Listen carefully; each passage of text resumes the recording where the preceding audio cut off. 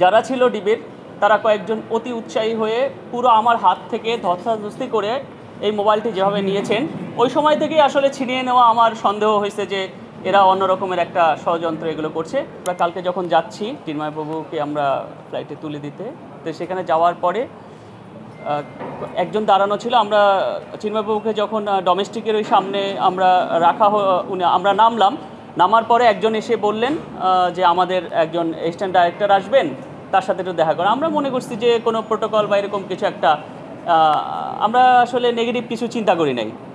তো এর মধ্যেই যখন দেখলাম যে তার আসলো গাড়িতে এবং এসে সে বলল যে আমরা ডিবির কার্ড দেখালো এবং বলল যে আমরা আপনাকে নিয়ে যেতে চাই। তো নিয়ে যেতে চাই বললো, তখন আমিও বললাম যে আপনাদের ওয়ারেন্ট এটা আছে, আছে, মানে আপনারা যে গ্রেপ্তার করবেন তাই গ্রেপ্তারে আপনার অনুমতিপত্র আছে। তো আমার সাথে কিছু কথা হলো। চিন্ময়বাবু কিন্তু খুব সাহসিকতা বলবো বা ঠিক আছে চলেন পরে। তারপরে চিন্ময়বাবুর যে মোবাইলটি আমার হাতে দিলেন, তা আমি আমার কাছে মোবাইলটি রাখলাম। তো যারা ছিল ডিবের তারা কয়েকজন অতি উৎসাহী হয়ে পুরো আমার হাত থেকে ধস্তাধস্তি করে এই মোবাইলটি যেভাবে নিয়েছেন ওই সময় থেকেই আসলে ছিনিয়ে নেওয়া আমার সন্দেহ হয়েছে যে এরা অন্য রকমের একটা ষড়যন্ত্র এগুলো করছে। এবং আমরা কি করলাম, আমরা অন্য একটা গাড়িতে আমরা তার পিছে আমরা যাওয়া শুরু করলাম, দেখতে এলাম যে আসলে এরা কোথায় যাচ্ছে। এবং পরবর্তীতে আমরা তো দেখলাম মিন্টু রোডের ওখানে ঢুকলো ভেতরে এবং আমরা বাইরে দাঁড়ানো ছিলাম এবং আমরা অপেক্ষা করছিলাম যে আমাদের কোনো অ্যাডভোকেট, কোনো মানবাধিকার কর্মী কেউ আসলে পরে তাদের সহ আমরা ডিবির যারা আছে ওই ভেতরে অফিসে তাদের সাথে আমরা যোগাযোগ করব। তো আমরা অ্যাডভোকেট সুমন রায় সহ মানবাধিকার কর্মী আমাদের লাকি বাসা সহ আরও কয়েকজন তাদের অপেক্ষা করছিলাম। তারা আসার পরে আমরা যোগাযোগ করি। প্রথমে বলে যে এখানে কাউকে রাখা হয় নাই, এর পরবর্তীতে স্বীকার করে যে হ্যাঁ সে এখানে আছে।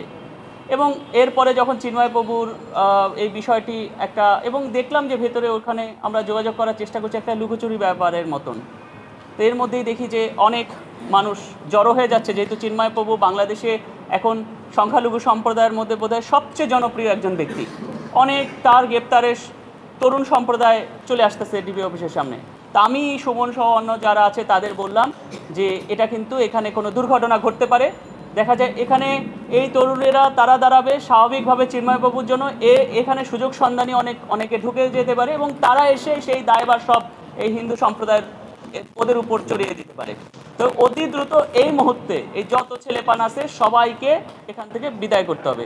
তো আমরা অনেক কষ্ট করে প্রদীপ প্রদীপ দে, এই মানে সুমন রায় সহ অন্য যারা ছিল, প্রসেনজিৎ, অন্য সবাই মিলে আমরা ওখান থেকে সবাইকে সরিয়ে দেওয়া হয়।